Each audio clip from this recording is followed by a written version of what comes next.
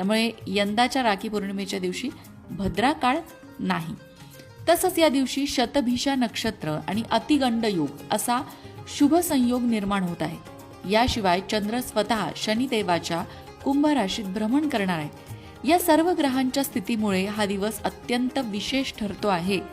राहुकाळ वगळता बहिणींना कोणत्याही भीतीशिवाय दिवसभर आपल्या भावाला राखी बांधता येणार आहे. 28 ऑगस्ट रोजी खंडग्रास चंद्रग्रहण आहे, मात्र ते भारतातून दिसणार नाही. त्यामुळे ग्रहणासंबंधित वेधादी नियम पाळण्याचंही बंधन नाही. त्यामुळे स्वाभाविकच दिवसभरात तुम्ही राहुकाळ वगळता कोणत्याही वेळेला राखी भावाला बांधू शकता. ग्रहणाचा कुठलाही परिणाम राखी पौर्णिमेवर होणार नाही. मात्र परदेशात जिथे ग्रहण दिसणार आहे अशा ठिकाणी मात्र ग्रहण पार पडल्यावरच रक्षाबंधन करावं असा सल्ला ज्योतिषींनी दिलेला आहे. आता मग आपल्याकडे आपण किती वाजता राखी बांधायची हा जर प्रश्न तुमच्या मनात असेल तर त्याचं उत्तर अगदी सरळ आहे. यंदा 28 ऑगस्ट रोजी दिवसभर राखी बांधणं शुभ आहे.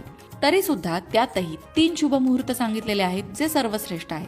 त्यामध्ये सगळ्यात पहिले सकाळचा पहिला शुभ मुहूर्त सकाळी 6:36 ते सकाळी 9:45 त्यानंतर दुपारचा अभिजित मुहूर्त तो म्हणजे 12:03 ते 12:53 आणि त्यानंतर संध्याकाळचा शुभ मुहूर्त संध्याकाळी 7:43 ते 9:30 या 3 सुवर्ण मुहूर्तांवर भावाला राखी बांधल्यास त्याच्या आयुष्यात सुख, समृद्धी आणि यशाचा लाभ होणार आहे.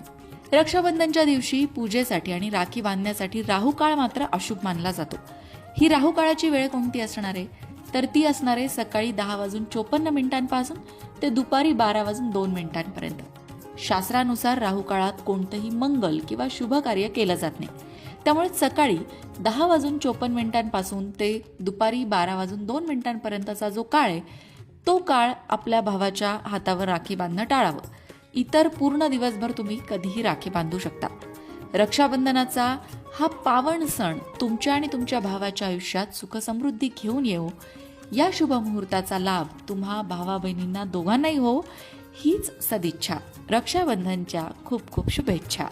आणि हो मंडळी, जाता जाता आणखीन एक, श्रावण महिना सुरू आहे तर श्रावण महिन्यामध्ये शिवपूजा जी आहे श्रावणी सोमवारची शिवामुठीची ती कशी करावी हा जर तुमच्या समोर प्रश्न असेल किंवा तुम्ही पहिल्यांदाच पूजा करणार असाल तर साहित्य काय काय हवं, मंत्र कुठले म्हणायचे, या सगळ्या संदर्भातला एक व्हिडिओ आपल्या लोकमत भक्ती चॅनलवर आहे. त्यामध्ये पूजा करून दाखवलेली आहे. तो व्हिडिओ नक्की बघा. त्यामध्ये साहित्य दाखवलंय, पूजा करून दाखवले, अगदी घरगुती पद्धतीने घरातलं साहित्य वापरून कशा प्रकारे पूजा करायची आहे या सगळ्या संदर्भात